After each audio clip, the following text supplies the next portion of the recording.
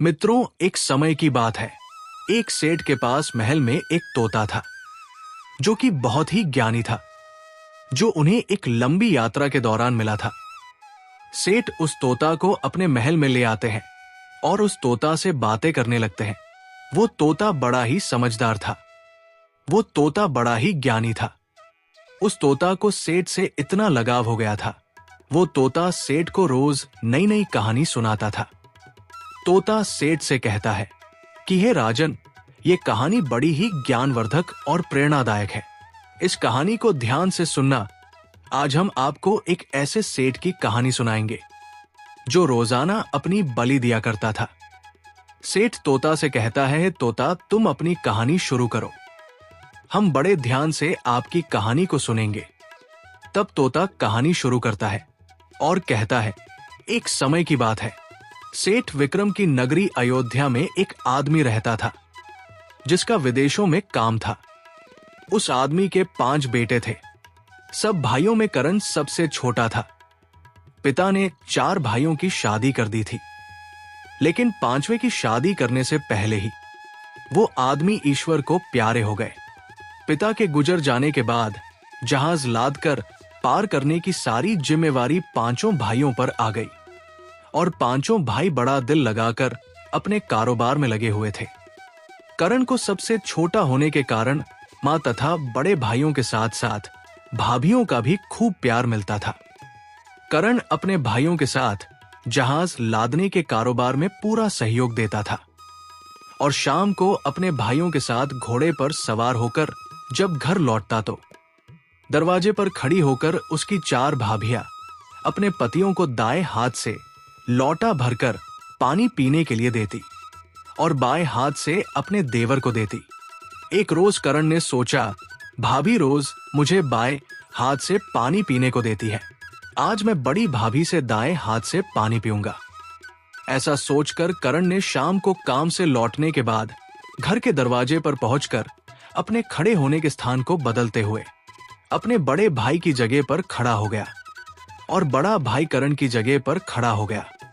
बड़ी भाभी ने अपने दोनों हाथों में पानी से भरे लोटों को एक हाथ को दूसरे हाथ के ऊपर से करते हुए दाएं हाथ का लोटा अपने पति को दे दिया और बाएं हाथ में पकड़ा हुआ लोटा करण को दे दिया।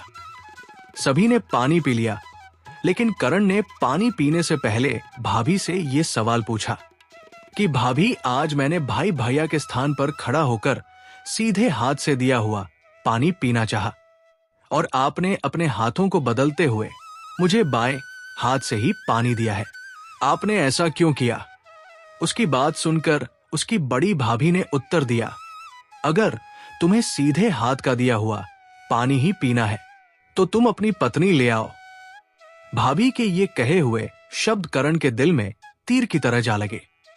भाभी के कहे हुए शब्द करण बर्दाश्त नहीं कर सका और वो बिना पानी पिए ही भाभी से कहने लगा, ये लो तुम अपने पानी का लौटा और मैं यहां से जा रहा हूं और अब मैं तभी वापस आऊंगा जब मुझे सीधे हाथ से पानी देने वाली मिल जाएगी, नहीं तो मेरा इस गांव में वापस लौटना संभव नहीं है।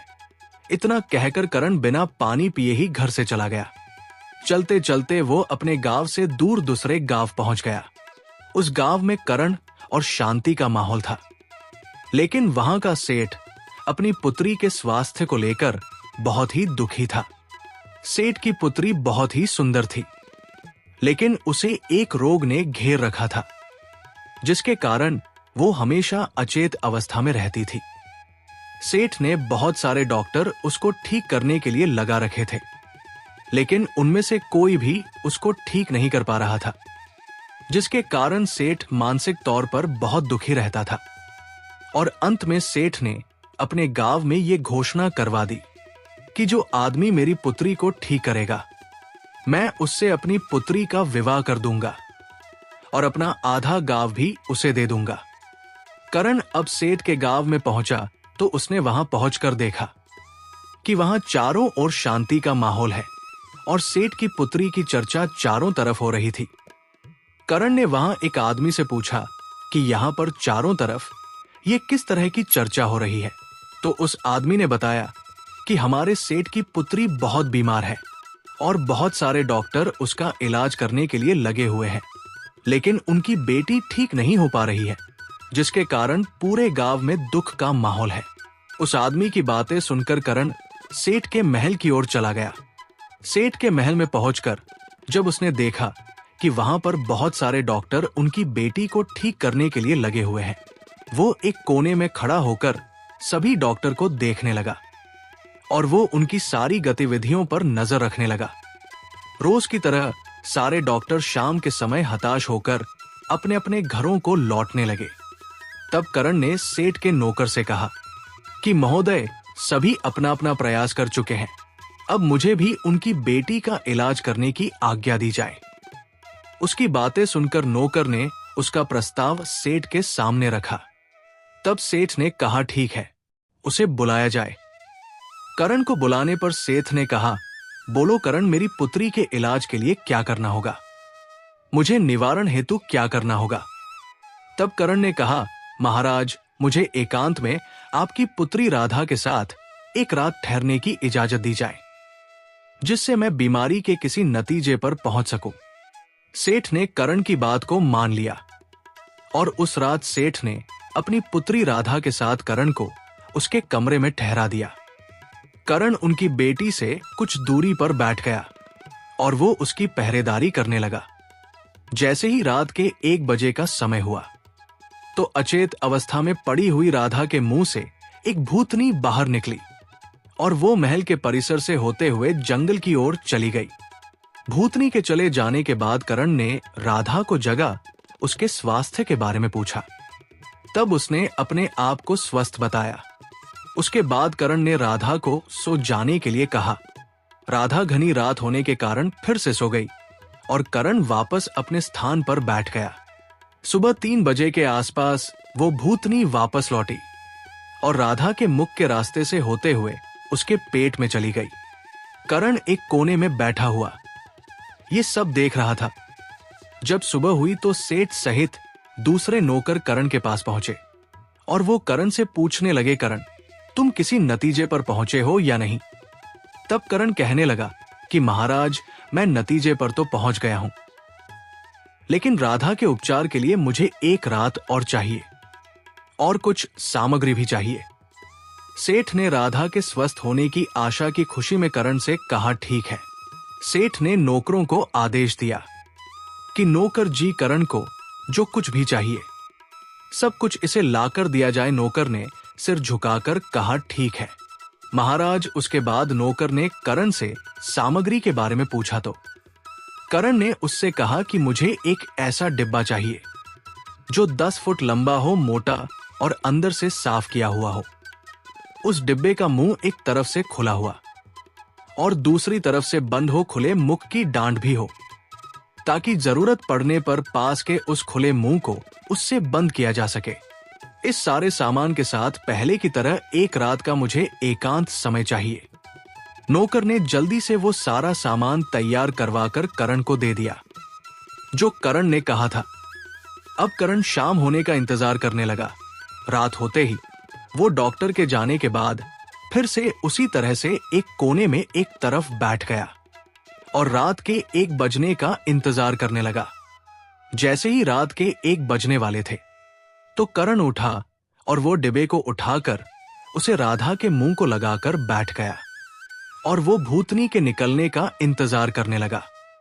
रात के 1 बजते जैसे ही भूतनी मुंह से निकली वैसे भी उस डिब्बे में चली गई। जैसे ही भूतनी डिब्बे में गई, करण ने कसकर डांट लगा दी। करण ने उस भूतनी को बांध के अंदर बंद कर दिया।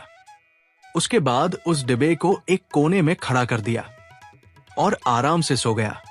सवेरा होने पर सेठ अपने नौकरों के साथ फिर से राधा के कक्ष में आए तो उन्होंने वहां करण को सोते हुए पाया।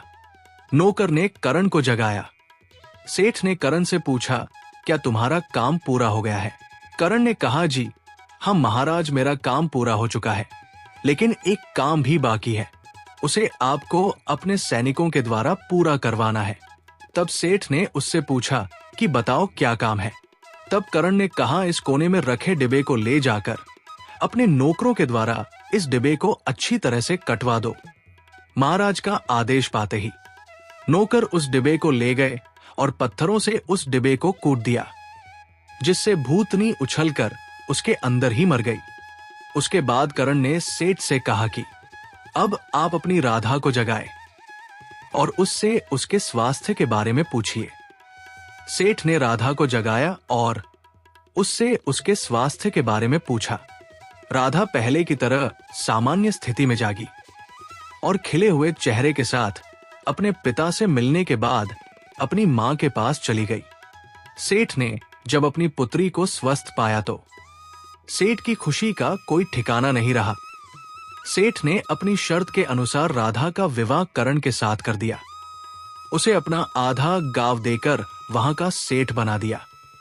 करण कुछ दिन महल में रहकर ही अपना समय बिताने लगा। उसके बाद वो अपने गांव को अपने ससुर को सौंपकर अपनी राधा के साथ अपने नगर अयोध्या ले आ गया।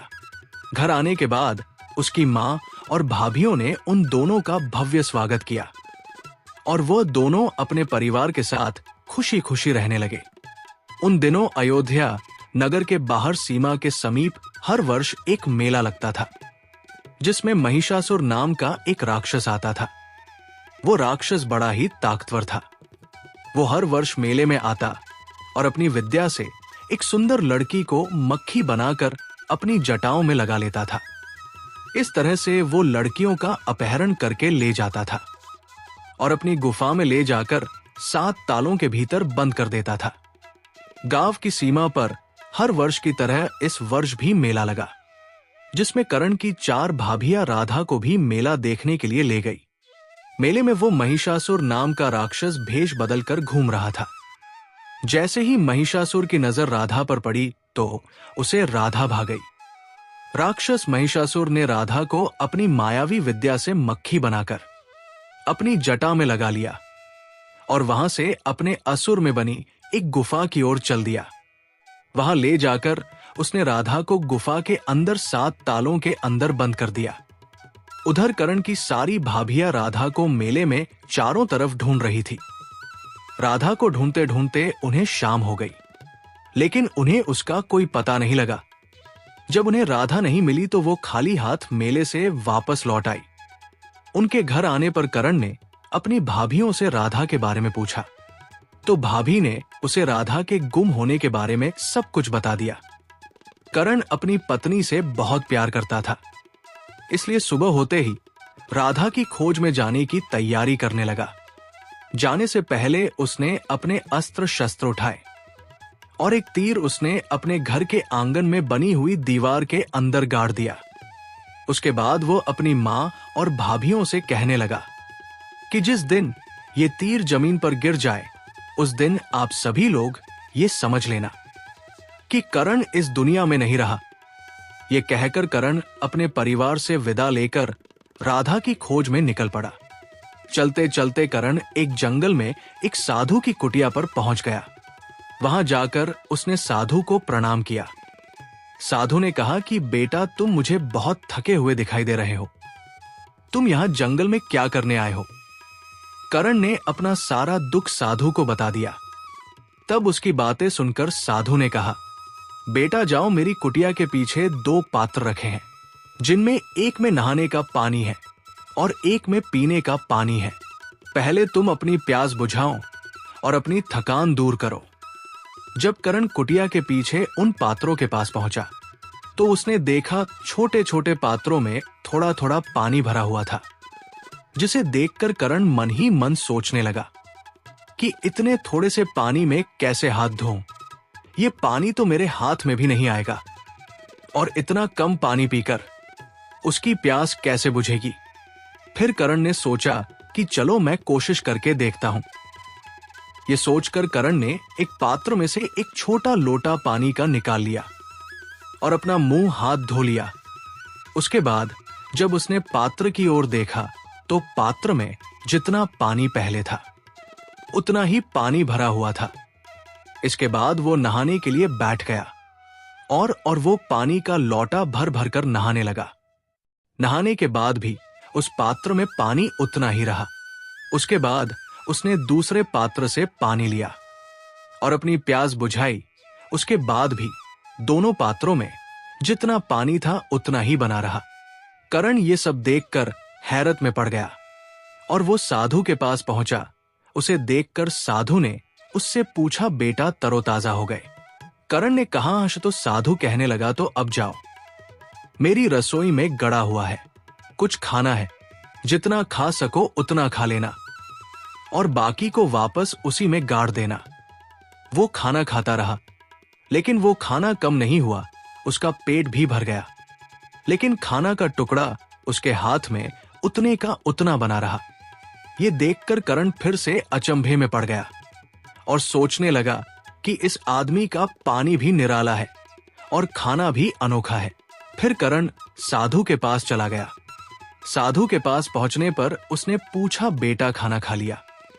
तो करण ने कहा कि जी हां। उसके बाद करण सोचने लगा, मैं इन्हीं साधु से राधा के बारे में पूछता हूं।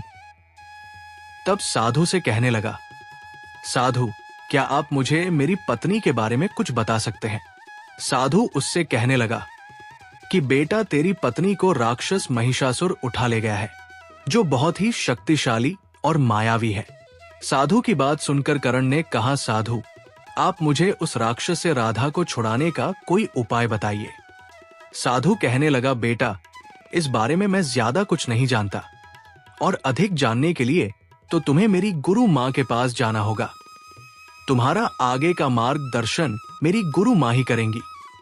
इसके बाद करण ने कहा, ठीक है साधुवर, तो फिर मुझे गुरु मां के पास जाने का रास्ता बता दीजिए। साधु ने उसे अपनी गुरु मां का रास्ता बता दिया। करण साधु के बताए हुए रास्ते से जाते हुए आगे बढ़ता रहा। वो गुरु मां के पास पहुंच गया, जो 14 विद्याओं और अनेक प्रकार की मायावी विद्याओं से परिपूर्ण थी। आश्रम में पहुंचकर करण ने गुरु मां को प्रणाम किया। तो गुरु मां ने करण से अपना परिचय और आने का कारण पूछा। उसके बाद करण ने अपनी सारी बात गुरु मां को बता दी। इसके बाद गुरु मां ने करण का पूर्व साधु की तरह ही अतिथि सत्कार किया और कहने लगी कि बेटा, इस मायावी राक्षस महिषासुर से राधा को आजाद कराना इतना आसान नहीं है। इस राक्षस ने तुम्हारी पत्नी को अपनी गुफा के साथ तालों के अंदर कैद करके रखा है। जब भी वो राक्षस अपनी गुफा से बाहर जाता है तो वो उसे अपनी माया से बंद करके जाता है और उसकी गैर मौजूदगी में गुफा के अंदर कोई भी नहीं जा सकता। अगर कोई भी इंसान ऐसा करने की कोशिश करता है तो वह उसे अपनी माया से पत्थर का बना देता है। इसलिए तुम राधा को छोड़ो और अपनी जान की परवाह करो और यहां से सही सलामत अपने घर लौट जाओ। ये सुनकर करण कहने लगा, मां, मुझे अपनी जान की फिक्र नहीं है। अगर मैं जाऊंगा तो राधा के साथ ही वापस जाऊंगा, नहीं तो मैं अपने प्राण त्याग दूंगा। करण की बात सुनकर वो कहने लगी, ठीक है बेटा, जब तुमने ठान ही लिया है तो मेरी बात ध्यान से सुनो। जैसा मैं कहूंगी तुम्हें वैसा ही करना होगा। अगर तुमने मेरे कहे अनुसार कार्य किया तो तुम राधा को वापस अपने साथ ले जा सकोगे, अन्यथा तुम्हारे द्वारा की गई एक भी भूल तुम्हें पत्थर का बना देगी। इतना सुनकर करण ने कहा कि ठीक है गुरु मां, जैसा आप आदेश देंगे वैसा ही करूंगा। फिर वो कहने लगी, बेटा, शाम का समय है, राक्षस अपनी गुफा पर होगा, इसलिए इस समय जाना ठीक नहीं है। कल सुबह जब राक्षस अपनी गुफा से बाहर विचरण के लिए चला जाए तब तुम मेरे धुने में से 2 मुट्ठी राख भरकर ले जाना और गुफा के दरवाजे पर पहुंचते ही दाएं हाथ की मुट्ठी की राख दरवाजे पर मार देना, जिसके कारण गुफा के दरवाजे के साथ साथ अंदर के 5 ताले भी खुल जाएंगे और उनके खुलने के बाद तुम अपनी पत्नी के पास पहुंच जाओगे। लेकिन अभी तुम सिर्फ उससे मिल सकते हो, लेकिन उसे ले जा नहीं सकते। उसे अपने साथ ले जाने के लिए तुझे क्या करना होगा ये मैं तुझे बाद में बताऊंगी।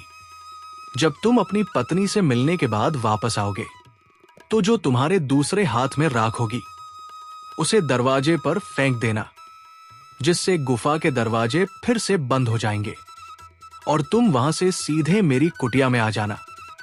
कोई तुम्हें तुम्हारे पीछे से आवाज लगाए तो तुम पीछे मुड़कर बिल्कुल मत देखना, और अगर तुमने पीछे मुड़कर गलती से देख लिया तो तुम पत्थर के बन जाओगे। करण ने कहा, ठीक है गुरु मां, मैं ऐसा ही करूंगा। उसके बाद करण खाना खाकर सो गया। सुबह होने पर वो जाने के लिए गुरु मां के आदेश का इंतजार करने लगा। जब जाने का समय हुआ तो गुरु मां ने उसे जो रात को बताया था वैसा ही कुछ दोबारा याद दिलाया। अब गुरु मां ने कहा, ठीक है, अब वो राक्षस गुफा से बाहर जा चुका होगा, अब तुम गुफा में जा सकते हो। गुरु मां का आदेश पाते ही करण वहां से चल पड़ा। गुफा के द्वार पर पहुंचकर उसने जो दाएं हाथ में राख पकड़ रखी थी उसे दरवाजे पर फेंक दिया, जिससे गुफा के दरवाजे के साथ साथ अंदर के 5 ताले भी खुल गए और वो बड़ी आसानी से गुफा के 7वें कक्ष में पहुंच गया, जहां उसने अपनी पत्नी को कैद में देखा। जैसे ही राधा ने करण को देखा तो वो उसे देखकर रोने लगी और कहने लगी कि हे करण, आप मुझे यहां से ले चलो। वो भी उसे देखकर भाव विभोर हो गया और उससे कहने लगा, तुम चिंता मत करो, अब मैं आ गया हूं और मैं तुम्हें बहुत जल्दी यहां से लेकर जाऊंगा। अभी मैं तुम्हें यहां से लेकर नहीं जा सकता, अभी तुम्हें यहां कुछ और समय रहना पड़ेगा। पति की बात सुनकर उसे संतोष हो गया। उसके बाद करण गुफा से बाहर आ गया और गुफा के दरवाजे से बाहर निकलकर उसने बाएं हाथ में पकड़ी हुई मुट्ठी की राख गुफा के दरवाजे पर फेंक दी, जिससे वो दरवाजा बंद हो गया। उसके बाद वो गुरु मां की कुटिया की तरफ चल पड़ा। तभी राक्षस वहां आ गया और राक्षस ने करण को वहां से निकलकर जाते हुए देख लिया और वो पीछे से करण को मानव स्वर में आवाजें देने लगा कि हे मित्र, तेरे पीछे तेरा सामान गिर गया है, उसे तुम ले जाओ। जब करण ने किसी मनुष्य की आवाज सुनी तो वो गुरु मां की कही हुई बात को भूल गया और उसने पीछे मुड़कर देख लिया। जैसे ही उसने पीछे मुड़कर देखा तभी वो पत्थर का बन गया। करण के पत्थर का बनते ही उसके घर के बाहर की दीवार पर लगा हुआ तीर गिर गया। जैसे ही वो तीर गिरा तो उसकी मां और चारों भाभियां रोने लगी। शाम के समय जब उसके भाई अपने काम से वापस लौटे तो उन्होंने अपने घर में मातम छाया हुआ देखा, तो अपनी मां से पूछा कि मां, आप सब रो क्यों रहे हो? तो उसने उन्हें बताया कि ये देखो, तुम्हारे भाई करण के द्वारा गाड़ा गया तीर आज नीचे गिर गया है। इसका मतलब ये है कि आज तुम्हारा भाई हमारे बीच में नहीं रहा। 4 भाइयों ने जब तीर को देखा तो कहने लगे कि मां, तुम चिंता मत करो, हम अभी अपने छोटे भाई की खोज में निकलते हैं और उसे लेकर वापस आते हैं। इतना कहकर 4 भाइयों ने अपने तीर कमान उठाकर एक एक तीर दीवार में गाड़ दिया और मां से कहने लगे, करण की तरह ही हमारे तीर भी जब तक दीवार में खड़े रहेंगे तब तक हम सही सलामत रहेंगे। जिस दिन ये तीर दीवार से गिर जाए तो ये समझ लेना कि हम लोग भी इस दुनिया से जा चुके हैं। सभी भाई मां की आज्ञा लेकर अपने अपने घोड़ों पर सवार होकर छोटे भाई की खोज में निकल जाते हैं। सभी भाई अपने छोटे भाई की खोज में जाते जाते जंगल में उस पहले वाले साधु के पास पहुंचे। साधु की कुटिया में पहुंचकर उन्होंने उनको प्रणाम किया और उनसे पूछा, साधुवर, क्या आपने हमारे करण नाम के छोटे भाई को देखा है? तब साधु ने आदर सत्कार करने के बाद कहा कि तुम्हारा छोटा भाई मेरी गुरु मां के पास गया था। आगे क्या हुआ होगा ये बात तो आपको मेरी गुरु मां ही बता सकती है। ये सुनकर सभी भाइयों ने साधु को प्रणाम किया और उनकी आज्ञा लेकर उनकी गुरु माता के पास आगे चल पड़े। काफी लंबा रास्ता तय करने के बाद वे सभी गुरु मां के आश्रम में पहुंच गए। वहां जाकर उन्होंने गुरु मां को प्रणाम किया तो गुरु माता ने उन सभी से पूछा कि आप लोग कौन हो और आप यहां किस लिए आए हैं और कहां से आए हैं? तब बड़ा भाई कहने लगा, गुरु मां, हम सभी करण के बड़े भाई हैं और करण और राधा की खोज में हम घर से निकले हैं। उनकी बात सुनकर गुरु मां ने कहा कि आप लोग इतना लंबा सफर करके आए हैं, इसलिए थोड़ा विश्राम करके कुछ खा पी लो और यहां से वापस चले जाओ। उसके बाद उन सभी ने कहा कि हम अपने अनुज भाई और उसकी पत्नी के बिना घर वापस नहीं लौट सकते हैं। हम उनको अपने साथ में लेकर ही जाएंगे। तो गुरु माँ कहने लगी कि वो देखो, तुम्हारा भाई पत्थर का बना हुआ खड़ा है और तुम्हारे भाई की पत्नी उस दुष्ट राक्षस की गुफा में 7 तालों के अंदर बंद है। तुम्हारे भाई करण ने भी उसे गुफा से निकालने की कोशिश की थी। इसका परिणाम तुम्हारे सामने है, इसलिए अगर तुम अपनी जान की सलामती चाहते हो तो यहां से वापस लौट जाओ। गुरु मां की बात सुनकर सभी भाइयों ने कहा कि मां, हम घर जाएंगे तो अपने छोटे भाई और उसकी पत्नी के साथ ही जाएंगे, अन्यथा हम भी अपने प्राण त्याग देंगे। मां, हमारा भाई तो पत्थर का बन गया है, लेकिन उसकी पत्नी अभी भी उस राक्षस की गुफा में सही सलामत कैद है। तो गुरु मां हम सभी राधा से मिलकर कराते हैं।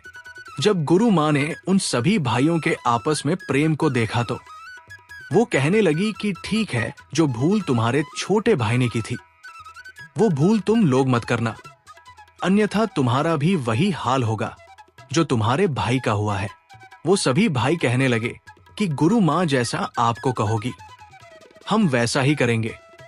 तब गुरु मां ने उन सभी भाइयों को करण की तरह सारी बात समझा दी और वो कहने लगी, राक्षस को अभी अपनी गुफा में वापस लौटकर आने के लिए 3 घंटे का समय है। समय रहते ही तुम गुफा से वापस लौट आना और आते समय पीछे मुड़कर मत देखना।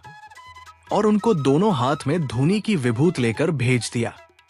वो सभी भाई उस राक्षस की गुफा पर पहुंचे और उन्होंने अपने दाहिने हाथ की विभूत दरवाजे पर फेंक दी, जिससे दरवाजे के साथ साथ गुफा के 5 द्वार भी खुल गए और सभी भाई गुफा के अंदर चले गए। अपने जेठ को अंदर आते देखकर राधा उनके पैरों में रोते हुए गिर पड़ी और वो उनसे कहने लगी कि भाई साहब, आप मुझे यहां से ले चलिए। वो भी मुझे लेने आए थे, लेकिन मुझसे वादा करके चले गए और फिर वापस नहीं आए। उसके बाद सभी भाई कहने लगे, पुत्री तुम चिंता मत करो, हम तुझे यहां से लेकर ही जाएंगे, लेकिन तुम्हें अभी 1 दिन का और धैर्य रखना होगा। हम तुझे लेकर जाने का तरीका गुरु मां से जानकर दोबारा ले आएंगे और तुझे यहां से लेकर जाएंगे। राधा को अपने जेठ द्वारा कही गई बात का भरोसा हो गया। वो सभी गुफा से बाहर निकलकर बाएं हाथ की विभूति से द्वार को बंद कर देते हैं। अभी वो वहां से निकले ही थे, तभी वहां पीछे से महिषासुर राक्षस आ जाता है और अपनी गुफा से बाहर निकलते हुए करण के भाइयों को भी देख लेता है। वो एक पीड़ित मनुष्य की आवाज बनाकर कहने लगता है कि हे मेरे भाइयों, मैं एक विकलांग आदमी हूं, तुम्हारे पीछे पीछे आ रहा हूं। मैं चलने में बहुत ही असमर्थ हूं, जरा मुझे भी थोड़ा सा सहारा दे दो ताकि मैं भी अपने घर पहुंच जाऊं। ईश्वर आपका भला करेगा। पीड़ित मनुष्य की आवाज सुनते ही उनके भाइयों ने भी वही गलती कर दी जो उनके छोटे भाई करण ने की थी। गुरु मां की चेतावनी देने के बावजूद भी पीड़ित मनुष्य द्वारा लगाई गई आवाज पर उनका ध्यान चला गया और उन सभी ने पीछे मुड़कर देख लिया। पीछे देखते ही सभी भाई पत्थर के बन गए। उन सभी भाइयों के पत्थर का बन जाने के बाद वो राक्षस उन्हें गुफा के अंदर गया और राधा से कहने लगा कि मेरे पीछे से यहां पर कौन आया था। तब राधा कहने लगी, मुझे क्या पता, मैं तो यहां पर 7 तालों के भीतर कैद हूं। क्या कोई 7 तालों के भीतर कैद रहकर बाहर की दुनिया में घट रही घटनाओं के बारे में कुछ बता सकता है? गुफा के अंदर बाहर चारों तरफ निगरानी करने के बाद राक्षस कहने लगता है कि उन मूर्खों को तो मैंने सजा दे दी है, देखता हूं अब कौन आता है। उसकी सजा देने की बात को सुनकर राधा के पैरों तले से जमीन खिसक गई और वो सोचने लगी कि हो ना हो, इसने जरूर मेरे जेठ भाइयों को मार डाला है। इसके बाद राधा भी जीने की उम्मीद छोड़ देती है। इधर जैसे ही 4 भाई पत्थर के हुए, उनके घर के बाहर बनी दीवार में से 4 के 4 तीर नीचे गिर पड़े। इनको देखकर उनकी मां और उनकी पत्नियां रोने लगी, विलाप करने लगी। उन्हें रोते रोते सुबह से शाम हो गई और शाम से रात हो गई, लेकिन उनका रोना और विलाप करना कम नहीं हुआ। उनके गांव के सेठ विक्रम हर रोज रात को अपने नगर अयोध्या की प्रजा की खैर खबर लेने के लिए अलग अलग रूप में निकलते थे। उस रात को भी वो सेठ अपने घोड़े पर सवार होकर प्रजा की खैर खबर लेने के लिए निकले थे। पूरे गांव का चक्कर लगाने के बाद अंत में सेठ जब उस तरफ पहुंचे जहां आदमी और उसकी 4 बहुएं विलाप कर रही थी, तो उन्हें देखकर वे उनके पास रुक गए और सेठ ने पूछा कि मां, तुझे क्या कष्ट है? तुम इतनी रात गए अपनी बहुओं के साथ क्यों विलाप कर रही हो? तो वो बूढ़ी मां कहने लगी कि क्या बताओ महाराज, मेरे 4 बेटे थे जिनकी 4 बहुएं यहां पर मौजूद है और एक बहू मेले से गायब हो गई, जिसकी तलाश में गए हुए मेरे 5 बेटे अब इस दुनिया में नहीं रहे। अब हम उनके बिना कैसे जिएंगे?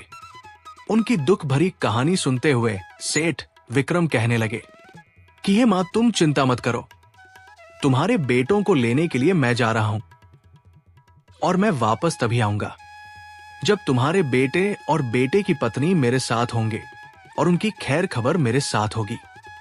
इतना कहकर सेठ विक्रम उनके 5 बेटों की तलाश में रात में ही निकल पड़े। आगे उसे भी वो साधु आश्रम में मिल जाते हैं और साधु से पूछता है कि आपको उनके बारे में कुछ पता है क्या? तब साधु कहता है, बेटा, मैं ज्यादा कुछ तो नहीं बता सकता। वो सभी भाई मेरे पास आए तो जरूर थे, लेकिन उसके बाद वो सभी मेरी गुरु मां से मिलने उनके आश्रम की तरफ गए थे। उनके बारे में ज्यादा जानकारी आपको मेरे गुरु से ही मिल सकती है। उनकी बात सुनकर सेठ विक्रम ने कहा, ठीक, तो मैं चलता हूं। साधु की आज्ञा लेकर सेठ विक्रम ने उनकी गुरु मां के आश्रम की तरफ चल पड़े। चलते चलते लंबा सफर करते हुए सेठ विक्रम गुरु मां के आश्रम में पहुंच जाते हैं। वहां पहुंचकर उन्होंने गुरु मां के चरणों में दंडवत प्रणाम किया और उसके बाद गुरु मां ने सेठ विक्रम से उनका परिचय पूछा और आने का कारण पूछा, तो विक्रम बड़े ही भाव से कहने लगे, मां, मैं विक्रम हूं और 5 बेटों की खोज में निकला हूं। सेठ विक्रम के मुख से 5 बेटों का नाम सुनते ही गुरु मां कहने लगी कि बेटा, वे 5 भाई तो पत्थर के हो चुके हैं, उनके साथ तुम भी क्यों पत्थर का होना चाहते हो? वो 5 भाई कुछ नहीं कर पाए तो तुम क्या कर पाओगे? इसलिए बेटा, तुम अपनी जान की फिक्र करो और यहां से वापस लौट जाओ। गुरु माता की बात सुनकर सेठ विक्रम कहने लगे कि मां, एक दुखियारी मां को उसके बेटों की खैर खबर लेने का वचन देकर आया हूं। उनको साथ में लिए बगैर मैं यहां से वापस नहीं जाऊंगा। अगर जाऊंगा तो उनको साथ लेकर ही जाऊंगा, चाहे मेरी जान ही क्यों ना चली जाए। विक्रम की बातें सुनकर गुरु माता कहने लगी, ठीक है बेटा, जैसी तुम्हारी इच्छा, लेकिन जो गलतियां 5 भाइयों ने की थी उन गलतियों को तुम मत करना, अन्यथा जो परिणाम उनका हुआ है वही तुम्हारा भी होगा। जैसा जैसा मैं तुझे कहती जाऊं तुम वैसा वैसा करते जाना। इस पर सेठ विक्रम कहने लगे, ठीक है मां, जैसा आप आदेश देंगी मैं बिल्कुल वैसा ही करूंगा। गुरु माता कहने लगी, तो तुम ध्यान से सुनो, ये समय उस राक्षस महिषासुर की गुफा में जाने का नहीं है। इसके लिए तुझे मेरे पास रहकर कल सुबह मेरे आदेश का इंतजार करना पड़ेगा। सेठ विक्रम कहते हैं, ठीक है, मैं इसके लिए तैयार हूं। अगली सुबह राक्षस के गुफा से निकल जाने के पश्चात सुबह के समय गुरु माता सेठ विक्रम से कहती है, क्या तुम तैयार हो? गुरु मां की बात सुनकर विक्रम कहते हैं कि हाँ मां, मैं बिल्कुल तैयार हूं। फिर गुरु मां कहती है, ठीक है, तुम मेरे धूनी से अपनी दोनों मुट्ठी राख से भर लो और उस राक्षस की गुफा पर जाओ और गुफा पर पहुंचकर दाएं हाथ की मुट्ठी की राख गुफा के दरवाजे पर मार देना, जिसके कारण गुफा के सभी दरवाजे खुल जाएंगे और तुम गुफा के अंदर जा सकोगे। जब तुम राधा से मिलकर बाहर निकलो तो तुम गुफा के द्वार पर बाएं हाथ की मुट्ठी की राख देना, जिससे गुफा का द्वार बंद हो जाएगा। उसके बाद तुम सीधे मेरे आश्रम में वापस आ जाना। अगर कोई पीछे से तुम्हें आवाज दे तो मुड़कर उसे मत देखना, नहीं तो तुम भी पत्थर के बन जाओगे। विक्रम कहने लगे, ठीक है मां, जैसा आपने कहा है मैं बिल्कुल वैसा ही करूंगा। और सेठ विक्रम अपने दोनों हाथों की मुट्ठी गुरु माता के धुने की राख से भर लेते हैं। सेठ राक्षस की गुफा पर पहुंच जाते हैं। वहां पहुंचकर दाएं हाथ की मुट्ठी की राख को गुफा के द्वार पर फेंक देते हैं, जिससे गुफा के सभी दरवाजे खुल गए। सेठ विक्रम 7 तालों के भीतर कैद। राधा के पास पहुंच जाते हैं। सेठ विक्रम को देखते ही राधा उनके पैरों से लिपटकर रोते हुए कहने लगी कि आप जो कोई भी है, रहमदिल इंसान है, मुझे इस राक्षस से बचाइए। मेरे पति भी आए थे और मुझसे वादा करके चले गए, लेकिन लौटे नहीं। मेरे जेठ भी आए थे, वो भी मुझे भरोसा देकर चले गए, लेकिन वापस नहीं लौटे। अब आप आए हैं, कम से कम आप तो मुझे यहां से बाहर ले चलिए। उसकी बात सुनकर सेठ विक्रम बोले, धैर्य रखो पुत्री, हम यहां आए हैं तो तुझे लेकर ही जाएंगे, लेकिन 3 दिन तक धैर्य रखना पड़ेगा। अब हम चलते हैं और तुम्हें ले जाने का प्रबंध करके कल हम फिर वापस आएंगे। इतना कहकर सेठ विक्रम गुफा से बाहर निकल आते हैं और निकलते ही अपने बाएं हाथ की मुट्ठी की राख गुफा के द्वार पर फेंक देते हैं, जिससे दरवाजा फिर से बंद हो जाता है। वहां से निकलकर गुरु माता की कुटिया की तरफ तेजी से चल पड़ते हैं। उधर राक्षस महिषासुर की तरफ लौट रहा होता है और सेठ विक्रम को गुफा से निकलकर गुरु मां की कुटिया की तरफ जाते हुए देख लेता है और उसका पीछा करना शुरू कर देता है और नाना प्रकार से सेठ विक्रम को आवाज देकर पीछे मुड़कर देखने के लिए मजबूर करता है, लेकिन सेठ विक्रम उसके किसी भी झांसे में नहीं आते और गुरु माता की कुटिया में घुस जाते हैं। पीछा करता हुआ महिषासुर कुटिया के पास पहुंचकर गुरु मां से कहता है, गुरु मां, तुम्हारी कुटिया में मेरा चोर है। तब गुरु मां कहती है, मेरी कुटिया में चोर है, ये क्या बकता है? तू यहां से चला जाए, नहीं तो मैं तुझे भस्म कर दूंगी। ये सुनकर महिषासुर वहां से लौट जाता है। राक्षस के लौटते ही गुरु माता विक्रम से कहती है कि बेटा विक्रम, यही महिषासुर महादानव है, ये सोचिए कि इससे कैसे निपटना है। इस पर सेठ विक्रम कहने लगे कि मां, गुरु, मैंने सोच लिया है। तो गुरु माता कहती है, बेटा तुमने क्या सोचा है? विक्रम कहने लगे कि मैं कल गुफा में फिर से जाऊंगा। गुरु मां कहने लगी, गुफा पर जाने से क्या होगा? विक्रम कहते हैं, तुम देखती जाओ मां मैं क्या करता हूं। गुरु माता कहने लगी, ठीक है बेटा। उसके बाद अगले दिन राक्षस के चले जाने के बाद सेठ विक्रम ने अपनी दोनों मुट्ठी राख से भरकर गुफा पर पहुंच गए और दाएं हाथ की मुट्ठी की राख गुफा के दरवाजे पर फेंकी। गुफा के दरवाजे खोलकर अंदर चले गए। वहां पहुंचकर वो राधा से कहते हैं, पुत्री, आज ये राक्षस तुम्हारे पास लौट कर आए तो उससे उसके कल के बारे में पूछना। मैं यहां कल फिर से आऊंगा।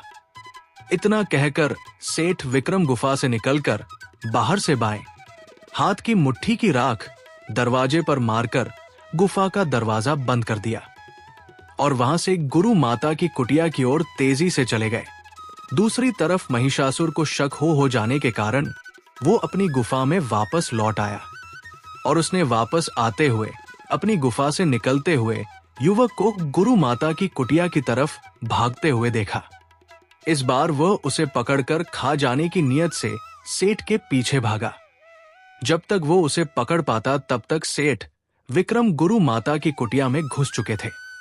पीछे दौड़ता हुआ महिषासुर और गुरु माता की कुटिया पर पहुंचा और गुरु माता से कहने लगा कि गुरु मां, मेरा चोर आज फिर से तुम्हारी कुटिया में घुस गया है, मुझे वापस कर दो। गुरु मां उससे कहती है कि भाग जाओ, नहीं तो मैं तुझे भस्म कर दूंगी। और मेरी कुटिया में चोर कहां से आएगा? जा, यहां से चला जा। इसके बाद वह राक्षस वहां से चला जाता है। गुरु माता विक्रम से पूछती है कि तुम्हें सफलता हाथ लगी? तो सेठ विक्रम कहते हैं, बस गुरु मां, मुझे कल का एक दिन और दे दीजिए, सफलता जरूर हाथ लगेगी। गुरु मां कहती है, ठीक है बेटा। दूसरी तरफ राक्षस लौटकर अपनी गुफा में पहुंचा। गुफा में पहुंचकर राधा को मारते पीटते वो बोला, मेरे पीछे से गुफा में कौन आता है? कौन है? किसकी मौत उसे यहां बार बार खींच कर ला रही है? इस पर राधा बोली, राक्षस राज, आप मुझे क्यों पीट रहे हैं? मैं नहीं जानती कि कौन आता है, कौन जाता है। मैं तो यहां 7 तालों के भीतर कैद हूं। राक्षस राज, मुझे एक बात की शंका है। अगर कोई यहां आता है तो ये चिंता की बात है। अगर आपकी गुफा की मजबूत सुरक्षा को कोई भेद सकता है, वो आदमी आपके लिए काल भी बन सकता। और अगर आप नहीं रहे तो मैं यहां पर घुट घुट कर मर जाऊंगी। इतना सुनकर राक्षस महिषासुर जोर जोर से हंसने लगा और कहने लगा कि मेरा काल मुझे मारने वाला तो पैदा ही नहीं हुआ। उसकी बात सुनकर राधा बोली कि मगर मुझे यकीन नहीं होता। राक्षस राज कहने लगे कि भोली भाली राधा, सुनो, मुझे कोई नहीं मार सकता। 7 समुंदर पार एक वट वृक्ष के पेड़ पर एक तोते का पिंजरा है और उस पिंजरे में एक तोता बंद है। उस तोते में मेरी जान है। उस पिंजरे की रक्षा उस पेड़ से लिपटे हुए सांप और बिच्छू करते हैं। उनके रहते उस पिंजरे को कोई छू भी नहीं सकता। चलो मान भी लिया जाए कि कोई उस पिंजरे को हासिल कर लेगा और उस तोते को मार डालेगा, तो तोते का जीव भंवरा बनकर स्वर्ग लोक जाएगा और वहां से अपने मुंह में अमृत की बूंद भर कर लाएगा और तोते के मुंह में डाल देगा, जिससे वो फिर से जिंदा हो जाएगी और उसके जीवित होते ही मैं भी जीवित हो जाऊंगा। पहले तो 7 समंदर पार करके जाना किसी के लिए भी मुमकिन नहीं है, इसलिए राधा चिंता करना गलत है। तुम निश्चिंत हो जाओ, मुझे कोई नहीं मार सकता। इतना कहकर राक्षस अगले दिन सुबह अपना पेट भरने के लिए जंगल की ओर चला जाता है। राक्षस के जाने के बाद सेठ विक्रम उस गुफा के अंदर आते हैं। राक्षस के काल के बारे में जानकर बहुत खुश होते हैं और जल्दी वापस पहुंचकर गुरु मां से कहते हैं कि मां, राक्षस के काल का राज मिल गया, उसकी मौत का रहस्य मिल गया। और गुरु मां को सारी बातें बताते हुए कहने लगे कि 7 समुंदर पार कैसे जाया जाएगा। विक्रम की बात सुनकर गुरु मां कहती है, बेटा विक्रम, इसकी चिंता तुम मत करो, तुम्हारे जाने की व्यवस्था मैं कर देती हूं। और गुरु माता ने अपनी कुटिया के पास विचरण करते हुए हंसों में से एक हंस को अपने पास बुलाया। पास आकर उस हंस ने गुरु माता से पूछा, आपने मुझे किस काम के लिए बुलाया है? गुरु माता कहने लगी, बेटा, तुम्हें विक्रम को अपनी पीठ पर बैठाकर 7 समुंदर पार ले जाना है और रास्ते में इसका भरपूर सहयोग करना है। गुरु माता की बात सुनकर हंस कहने लगा, ठीक है मां, लेकिन मुझे एक समुंदर पार करने पर कुछ खाने को चाहिए, अन्यथा मैं दूसरा समुंदर पार नहीं कर पाऊंगा। गुरु माता कहने लगी, ठीक है बेटा, मैं व्यवस्था कर देती हूं, मैं तेरे लिए लड्डू बना देती हूं। गुरु माता ने हंस के रास्ते में खाने के लिए लड्डू बना दिए। उसके बाद विक्रम को समझाते हुए कहती है, बेटा, जाने से पहले जो बातें मैं तुम्हें बताने जा रही हूं, उन बातों को तुम अच्छी तरह से याद रखना नहीं तो तुम अपने कार्य में कामयाब नहीं होंगे। सबसे पहले ये लड्डू है।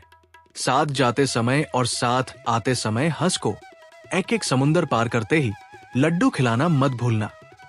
दूसरी बात की पेड़ पर सांप बिच्छू तोते के पिंजरे की पहरेदारी और रक्षा करते हुए मिलेंगे। उन्हें चकमा देकर पिंजरे को उठाने के लिए तुम्हें 3 ही अवसर प्राप्त होंगे।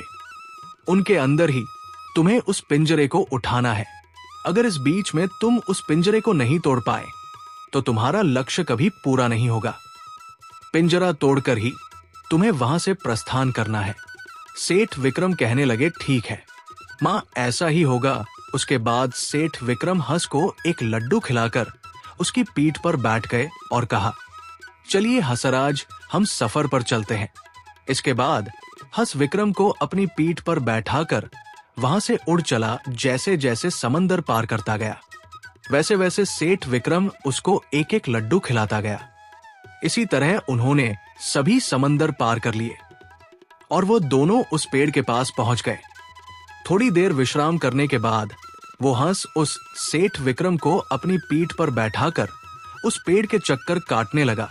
उसका इशारा मिलते ही सेठ विक्रम ने उस पिंजरे की तरफ जैसे ही हाथ बढ़ाया, उन सभी सांप बिच्छू ने फूंकार मारने शुरू कर दी और इस प्रकार सेठ विक्रम का पहला वार खाली चला गया।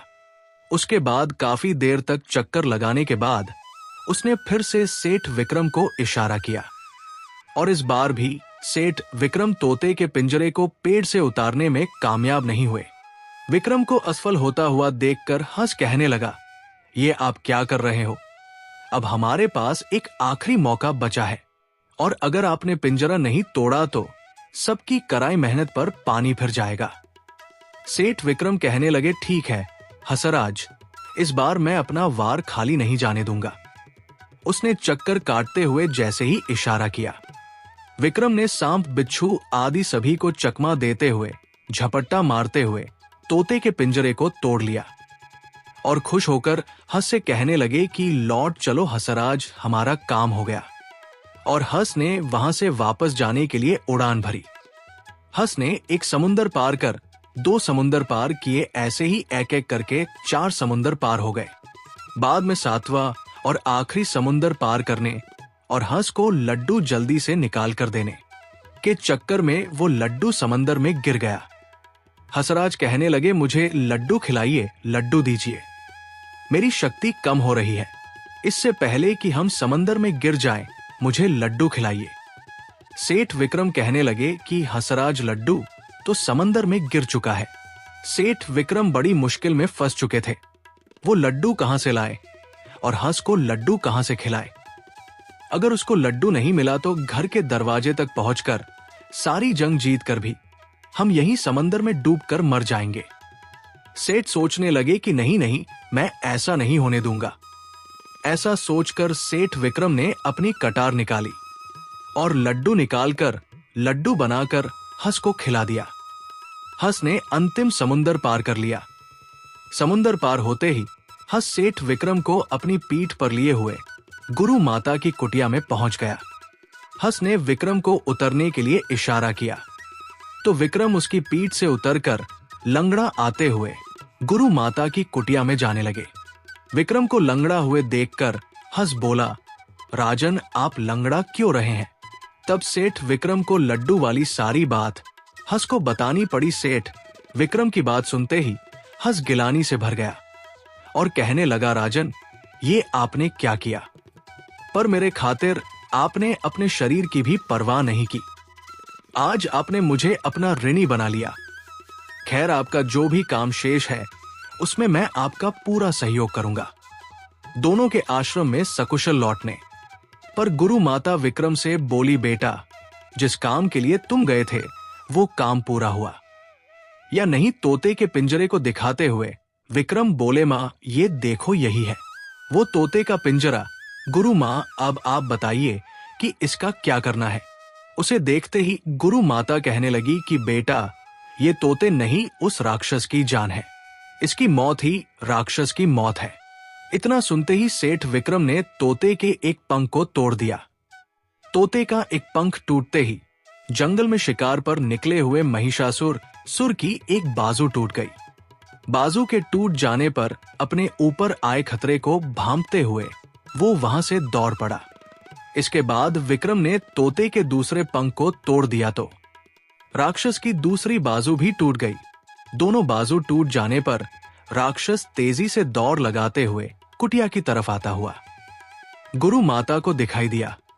गुरु माता सेठ विक्रम से कहने लगी कि वो देखो बेटा, वो राक्षस अब तुम्हारी तरफ तेजी से बढ़ रहा है, उसे रोको। इसके बाद विक्रम ने तोते का एक पैर तोड़ दिया तो राक्षस की भी एक टांग टूट गई और वो लंगड़ा हुए आगे बढ़ने लगा। उसके बाद सेठ विक्रम ने तोते की दूसरी टांग भी तोड़ दी, जिससे दोनों का दूसरा पैर टूट गया और वो गिर पड़ा। लेकिन फिर भी वो लुढ़क हुआ विक्रम की तरफ बढ़ रहा था।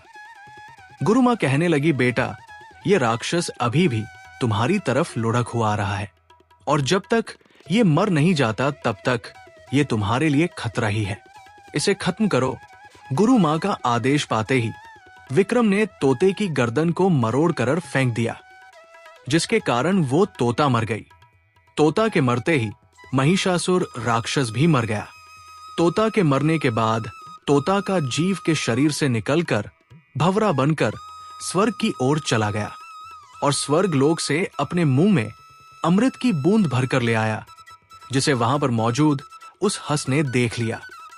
भंवरा तोता की तरफ बढ़ ही रहा था कि हंस ने उसे पकड़ लिया और उसे पकड़कर चबा खा गया। राक्षस का अंत हो गया था।